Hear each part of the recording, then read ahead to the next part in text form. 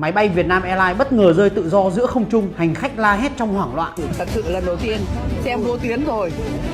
xem bao nhiêu sự cố trên máy bay. Hôm nay mình thực hành trên máy bay luôn đấy. Một sự cố hy hữu nhưng đầy kịch tính vừa xảy ra trên chuyến bay của Vietnam Airlines ngày 19 tháng 5 khiến hàng trăm hành khách phải trải qua khoảnh khắc nghẹt thở khi máy bay bất ngờ rơi vào vùng nhiễu động mạnh. Theo những đoạn video được ghi lại bởi chính hành khách có mặt trên chuyến bay, chiếc máy bay đã trải qua một đợt rơi tự do ngắn nhưng dữ dội, khiến khoang hành khách trở nên hỗn loạn, khay thức ăn, đồ uống văng tứ tung, tiếng la hét vang khắp cabin trong bối cảnh đầy hoảng loạn. Dù tình huống xảy ra đột ngột nhưng tổ bay đã nhanh chóng xử lý một cách chuyên nghiệp, đưa máy bay trở lại trạng thái ổn định và đảm bảo an toàn cho toàn bộ hành khách. Hiện tại sự cố đang thu hút rất nhiều sự quan tâm đặc biệt từ cộng đồng mạng và truyền thông, với nhiều ý kiến bàn luận về mức độ an toàn trên chuyến bay và phản ứng nhanh nhạy, bình tĩnh của đội ngũ phi hành đoàn Vietnam Airlines.